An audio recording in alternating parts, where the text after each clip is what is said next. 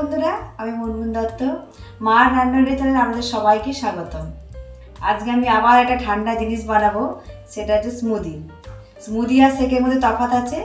স্মুদিতে আপনি দুধ, জল, দই, ফল সবই দিতে পারেন। শেক শুধুমাত্র দুধ আর ফল দিয়ে করতে হয়। আর আজকে আমি যে স্মুদিটা বানাবো সেটা হচ্ছে ব্যানানা স্মুদি আর কিউকাম্বার স্মুদি। চলুন দেখি কিভাবে স্মুদি বানাবো। প্রথমে আমরা কিউকাম্বার স্মুদিটা বানাবো। প্রথমে শসা নিলাম, বরফ দেবো, এবার পুদিনা পাতা দেব, টক দইটা দেব, চিনি দেব, লেমন জুস দেব, 4 চামচ লেমন জুস দিলাম। একটা মিক্সার গ্রাইন্ডারে নিয়ে নেব।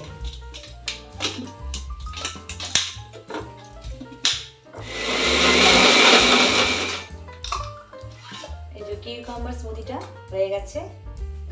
এবার ব্যানানা স্মুদিটা বানাবো।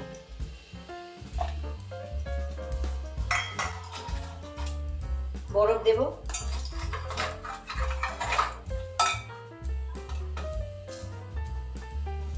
টক দই দেব, চিনি দেব, লেমন জুস দেব। এটা মিক্সার গ্রাইন্ডারে মিক্স করে নেব।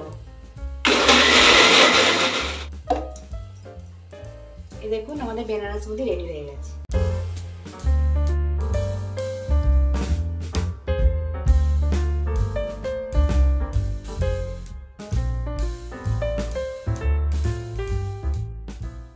আপনারা বাড়িতে স্মুদি বানিয়ে খাবেন, দেখবেন মানে অসাধারণ খেতে হয়েছে। এতটাই সুন্দর, গরম থেকে এসে যদি কেউ এটা করে দেয় আপনি মনে হচ্ছে কোথা থেকে মানে স্বর্গকে খুঁজে পেলাম, এরকম মনে হবে। বাড়িতে বানাবেন আর আমাকে কমেন্ট করে জানাবেন কেমন লাগলো।